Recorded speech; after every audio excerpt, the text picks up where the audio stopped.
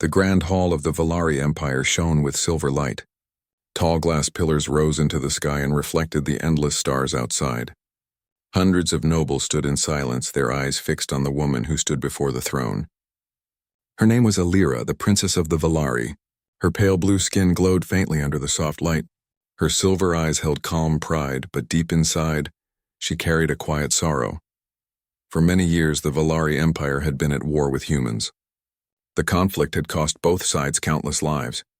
The Valari were powerful in mind and technology, yet humans were stubborn and refused to surrender.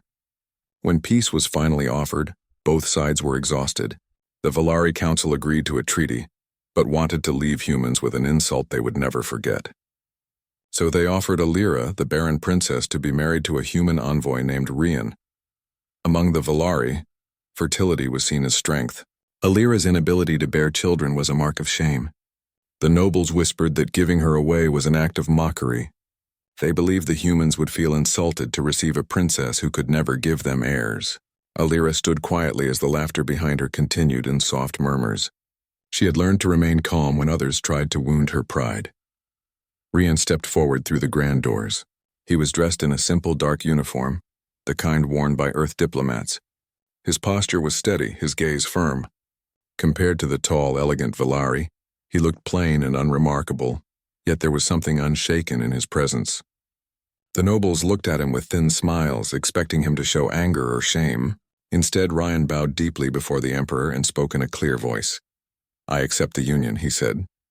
"If this will bring peace, then let it be so." His words echoed across the hall. The emperor looked down at him with mild amusement. "You are brave for a human," he said. "Take what we have offered. Let this mark the end of our conflict." The ceremony was brief and cold. A silver band was placed on Alira's wrist, symbolizing her bond to her new husband. She said nothing as it was done. Her people watched in silence, satisfied that their pride remained untouched. When the hall emptied, Alira was led to a small chamber where Rian waited. The air between them was heavy with uncertainty. She had imagined this meeting many times but had no idea what to say. He looked at her for a moment, then smiled softly. "I am sorry for how they treated you," he said. "You deserved better." His words caught her off guard. No one had ever apologized to her before. She looked at him confused. "You do not see this as an insult?" she asked. Rian shook his head. "Peace is never an insult. It is a gift worth any cost." For a long moment they stood in silence. Then Alira nodded slowly. She felt something strange stir in her chest. It was not love nor trust, but a quiet spark of respect. Days later, she left her homeworld aboard a human ship. The stars outside the window burned bright, but she could not bring herself to look back. The Valari Empire faded behind her like a dream. Ahead lay a world she knew almost nothing about. When the ship landed on Earth, the air felt heavy and warm. The scent of rain and soil filled her lungs. It was strange but comforting. The humans who greeted her were polite and curious, their faces filled with wonder rather than scorn. She had expected fear or disgust, yet found kindness instead. Rian guided her through the city that would be their new home. It was not made of crystal or light like Valari cities, but of stone and glass. The buildings seemed rough and simple, yet alive with energy. Children played in the streets, laughter echoing in the air. Alira watched them with quiet amazement. On her world, laughter was rare among nobles. Here it seemed to bloom everywhere. Her new home was a modest house on a hill overlooking the sea. Rian opened the door for her and stepped aside politely. Inside, the rooms were small but warm. The walls were lined with books and plants. She touched one of the green leaves gently, feeling its texture.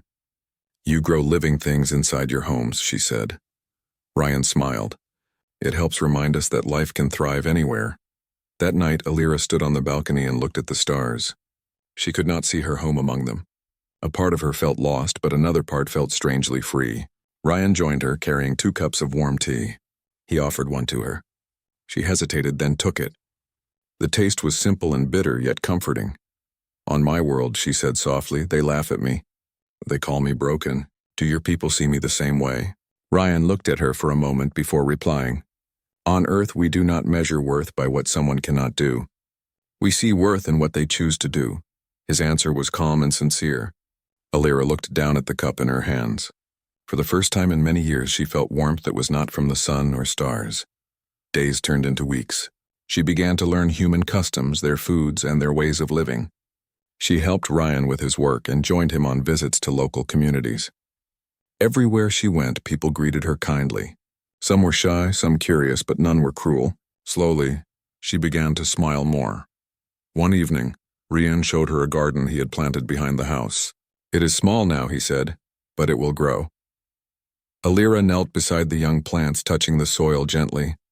"Your kind creates beauty with such fragile things," she said.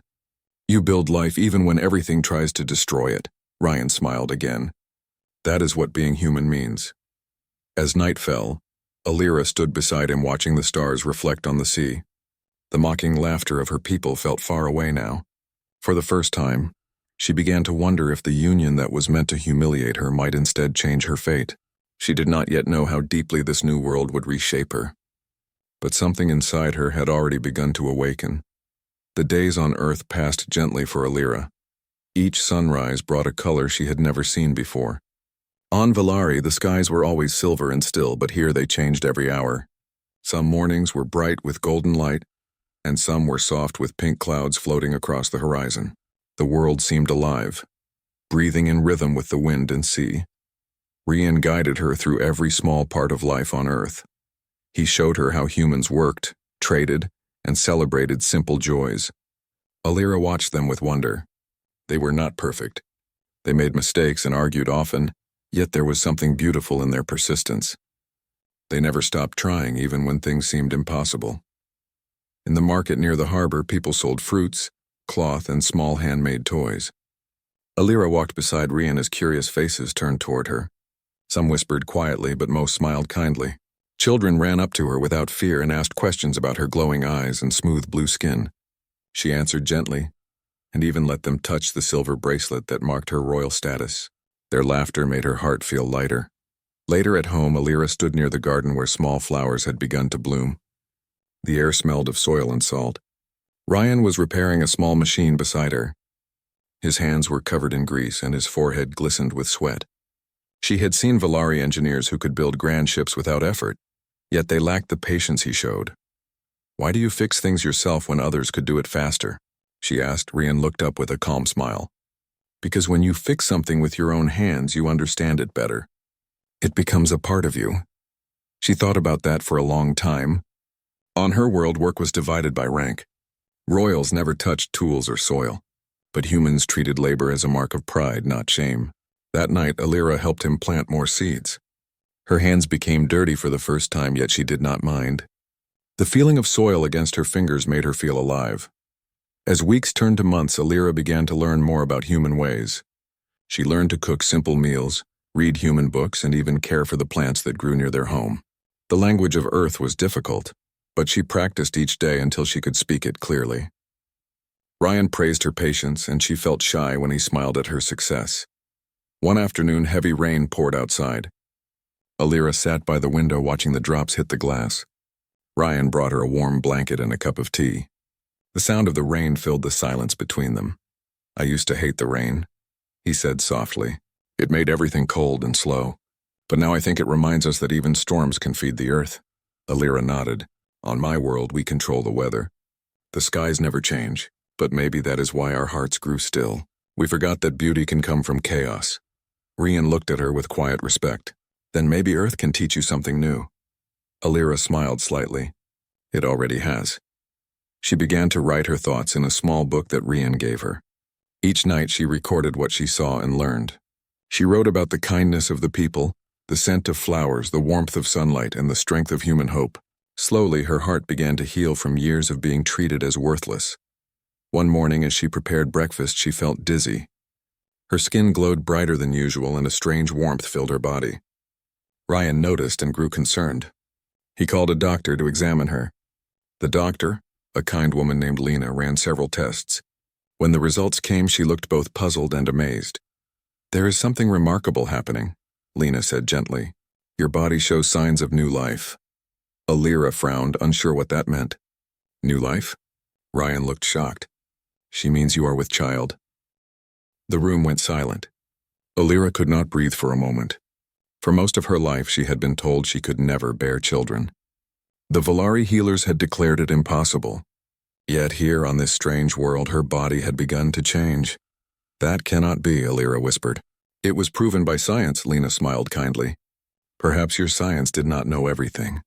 The human body and the Valari body may have found harmony in ways no one expected. Ryan placed his hand on Alira's shoulder, his voice calm but full of awe. It is a miracle. Alira felt tears forming in her eyes.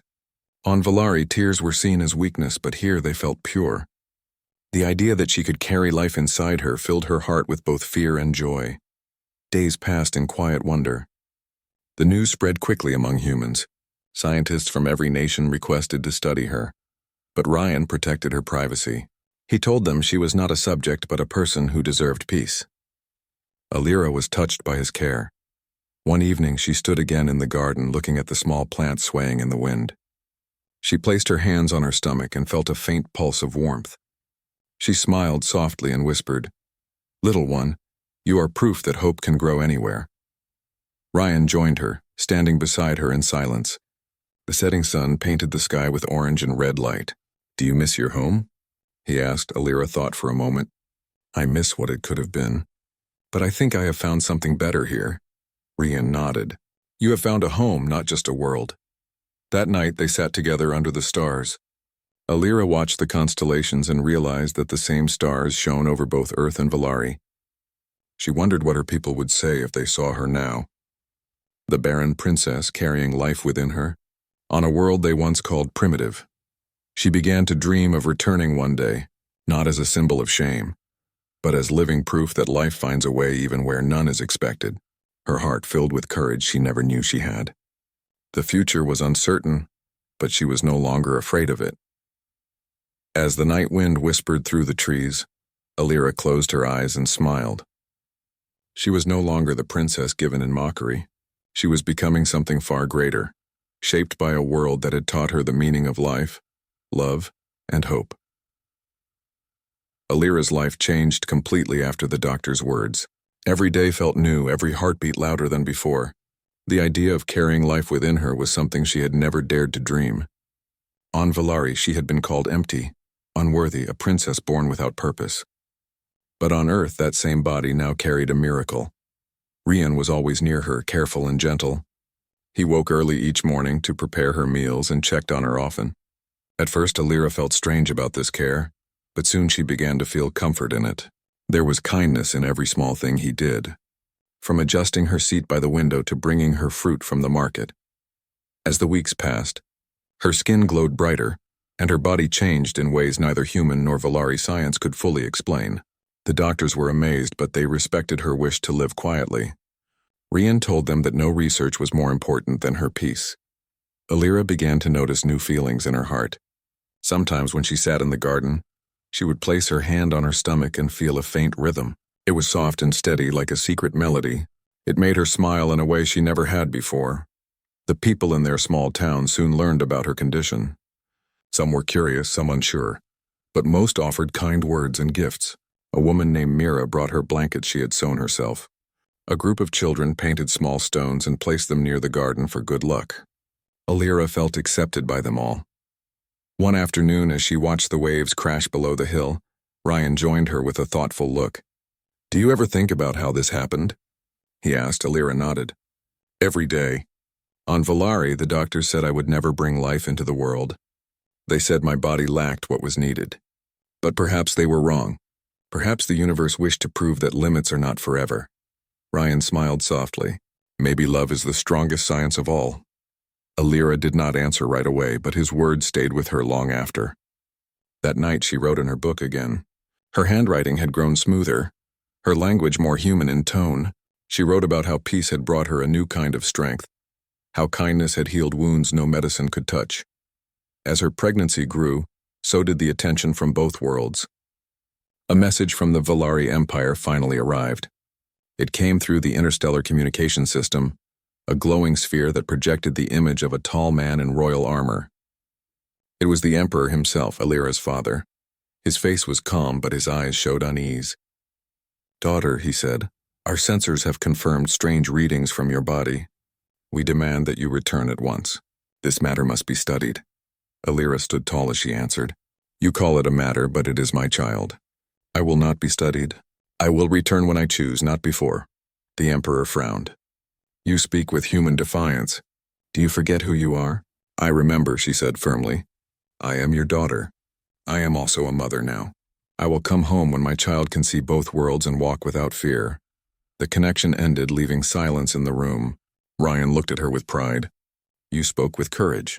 She turned to him and smiled faintly. For the first time in my life, I spoke as myself. Months passed.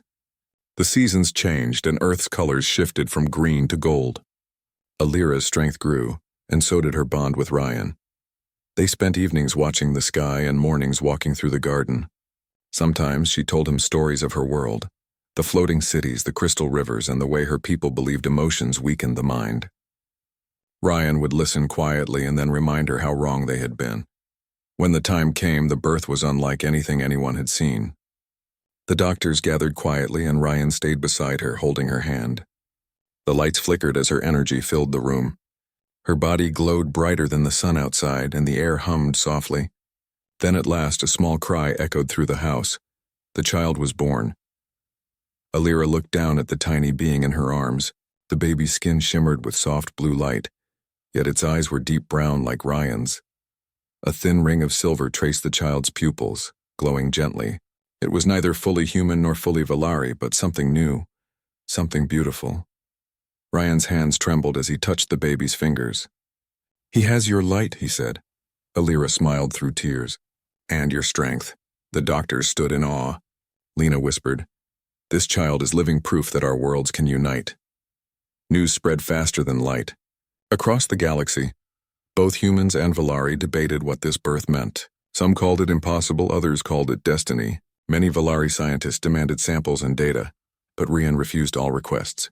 He said the child was not an experiment but a symbol of hope. Alira spent her days caring for the baby, who they named Lior, meaning light of peace in her language. Lior grew quickly, showing signs of intelligence beyond human measure. He could sense emotions and calm storms of anger around him. When he laughed, the air seemed to glow faintly. The people in the town began calling him the Star Child. One evening, Alira watched Ryan cradle Lior near the window. The stars shone brightly above them. Our child will change everything, she said softly. Ryan nodded. Maybe that is what the universe wanted all along. Alira looked at them both and felt something she had never known before, a sense of belonging. For the first time, she understood what it meant to live for someone else, to love without fear. But deep inside, she also felt a quiet call from her homeworld. She knew the Valari Empire would not remain silent. They would come to learn the truth, and she would have to face them. As the night grew darker, she stepped outside into the garden. The flowers swayed gently in the wind, glowing in the moonlight. She whispered to herself, They gave me to a human to mock me. They will soon learn that their mockery became the birth of a new dawn. The stars above seemed to shimmer brighter, as if listening to her vow. Alira lifted her gaze to the sky and placed her hand over her heart. She no longer felt shame or fear. She was no longer the Barren princess. She was a mother, and she carried within her the bridge between two worlds. The night ended with peace in her heart and hope in her eyes. The world had changed forever, and her journey was far from over. 6 years passed quietly on Earth. The seasons came and went, and the small house on the hill had become a home filled with laughter and warmth. Alira spent her days teaching Lior about both worlds. He could read human books before he turned 5 and could also understand the glowing symbols of the Valari language. His mind was quick, but his heart was gentle. He helped plants grow faster by touching them, and could sense when someone was sad or afraid. The people in the town loved him and said he brought peace wherever he went. Ryan worked as an ambassador between Earth and nearby colonies. He was proud of how far both races had come since the war. Trade and cooperation had grown stronger each year. Yet deep in his heart, he knew that the Valari Empire still carried pride and suspicion. The day would come when they would ask for Alira to return. He only hoped they would be ready to see the truth. One evening, while the family watched the sunset from their garden, a bright flash appeared in the sky. A sleek silver ship descended through the clouds and hovered above the sea. The air shimmered with energy. Ryan's face grew tense. Alira felt a familiar pulse in her mind, the unique signal of Valari communication. The message was clear. Princess Alira of House Valar, the Empire summons you. Your presence is required by royal decree. Ryan looked at her, unsure of what she would choose. Alira stood tall and calm. It is time, she said. They mocked me when they gave me away. Now I will return as a mother. They must see what peace has created. Lior looked up at her with wide eyes. Will I go too, Mother? Yes, she said gently. You are the reason I must go. The journey to the Valari homeworld took several days. As the stars passed by outside the ship's windows, Alira spent her time teaching Lior the customs of her people.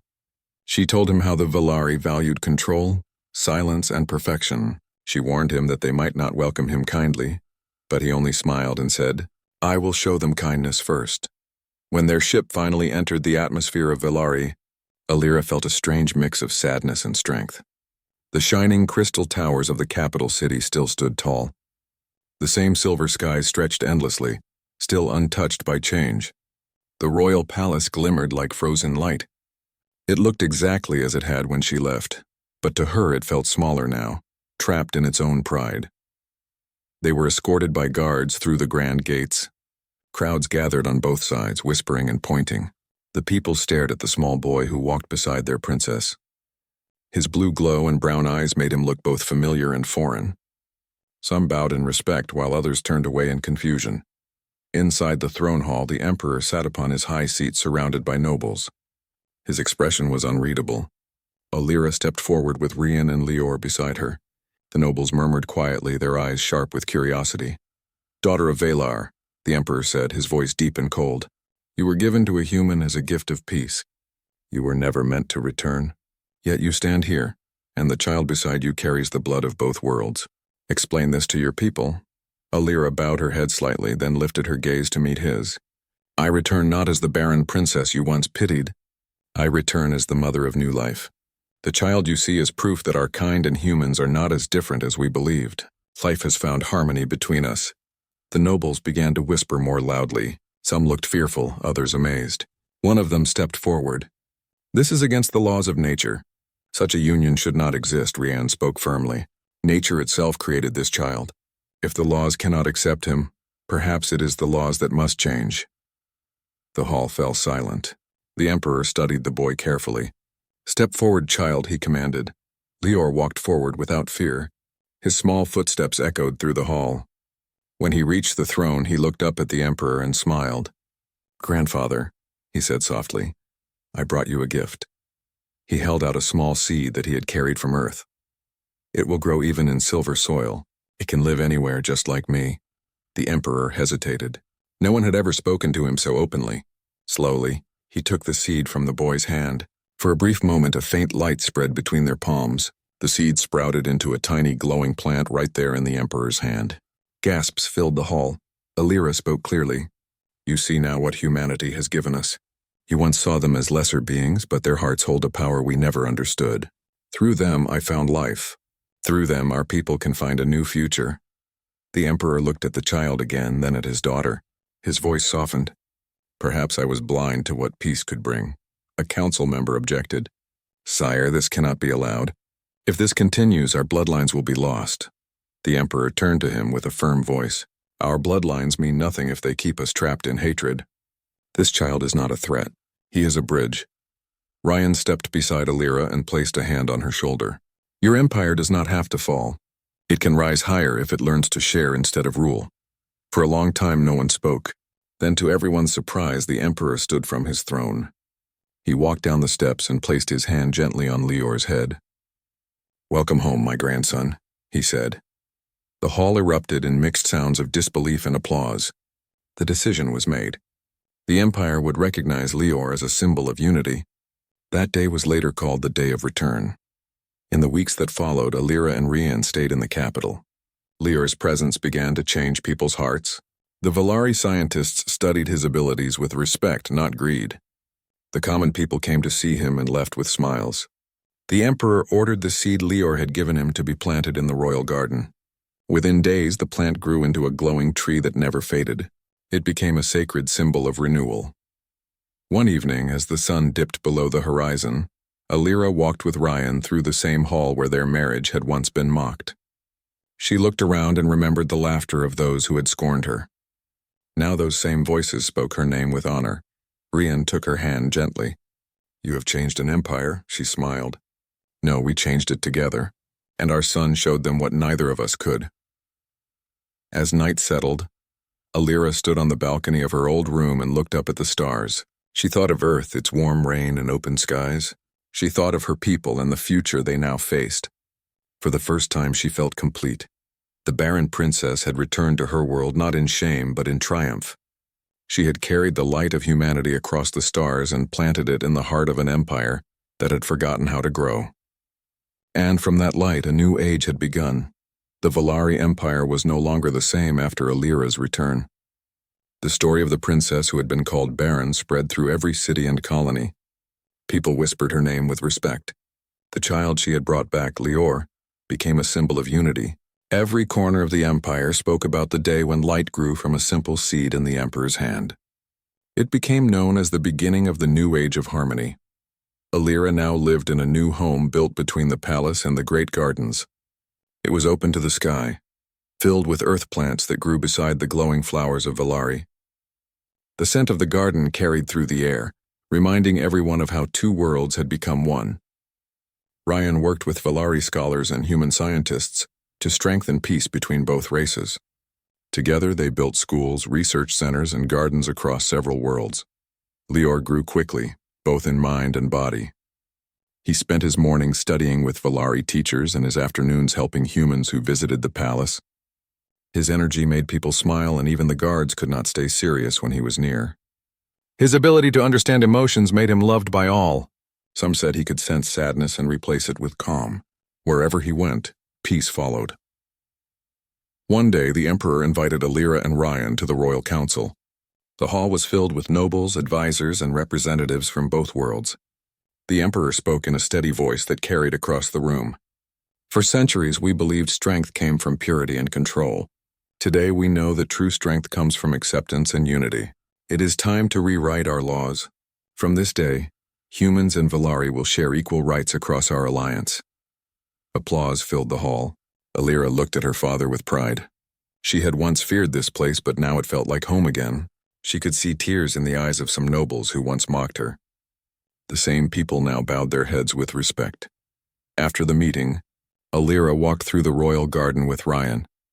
The tree that had grown from Lior's seed stood tall in the center, glowing with soft, silver light. Beneath its branches, people of both species sat together in peace. Children played around the roots, their laughter blending with the sound of the wind. "This is what I dreamed of when I first came to Earth," Ryan said quietly. "I wanted our worlds to understand each other, not fear one another." Alira smiled. "You gave me the courage to make it real." He took her hand and looked around. "Do you ever think about the past?" "Yes," she said. "I remember the pain, but it no longer controls me. Every wound led me here. Without it, I would never have known what love and peace truly mean." In the following months, Alira began traveling to other colonies. She spoke at gatherings and taught that peace was not weakness. She told her story again and again so that no one would forget how hatred had almost destroyed two great worlds. Her speeches were simple but full of heart. People listened because they could feel the truth in her words. Lior often joined her. He greeted everyone with a smile and asked questions about their lives. Children followed him, curious about his glowing hands and warm voice. He told them that he was born from two hearts, not just two worlds. His words became a saying among the young. Two hearts make stronger light. One evening, when Alira returned to the palace after a long journey, the emperor called her to his private chamber. He looked older but peaceful. "Daughter," he said, "you have done what I could not. You changed the hearts of our people. You reminded me that a ruler must serve, not rule with pride." Alira bowed her head. "I only showed them what you helped create. You chose to listen when it mattered most." The emperor smiled softly. "When I held Lior's seed in my hand, I felt life for the first time in years. It taught me that growth comes when we let go of fear." He paused for a moment, then added, "I will soon step down. The future must belong to those who can carry both worlds within them. You and your family are the bridge we needed." Alira was silent for a moment. She felt both honor and responsibility. "Then I will serve as best I can. not as a ruler of one world, but as a guide for all. When she shared the news with Rian, he nodded proudly. The future has already begun. Lior will grow up in a world that no longer sees difference as danger. In the years that followed, new cities rose on planets shared by both species. The architecture mixed human stone with Valari crystal, creating structures that glowed softly under twin suns. Children of mixed heritage filled the schools, speaking both languages with ease. Trade and exploration flourished. The once distant stars now connected like a web of friendship. Lior continued to amaze everyone as he grew older. His understanding of science, art, and emotion seemed limitless. He often told his mother that he wanted to become a traveler among the stars to help others find peace as she had. Alira supported him, though her heart ached at the thought of him leaving. She knew he belonged to more than one world now. One night, the family gathered near the glowing tree in the royal garden. The stars reflected on the water around its roots. Lior looked at his parents with a bright smile. "I want to take seeds from this tree to new planets," he said. "Everywhere they grow, peace will follow." Ryan placed a hand on his son's shoulder. "Then take them with our blessing." Alira nodded with pride. "You were born to bring light where there is darkness.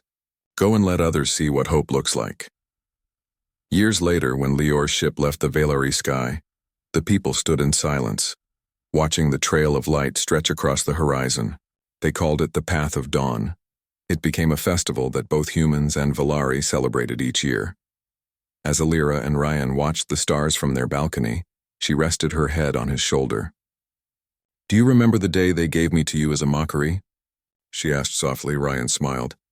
"I remember. It was the day the universe made its greatest mistake and its greatest gift at the same time." She laughed quietly.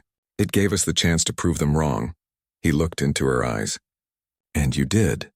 The night was calm and the stars shone like tiny flames across the dark sky. In the distance, the glowing tree shimmered, its light reaching far beyond the garden. Alira closed her eyes and breathed deeply. The girl who had once been a symbol of shame had become the mother of a new age. Her name would be remembered not as the Barren princess, but as the woman who carried hope across the stars. From that day onward, every child on Valari learned the story of the princess and the human who changed the galaxy.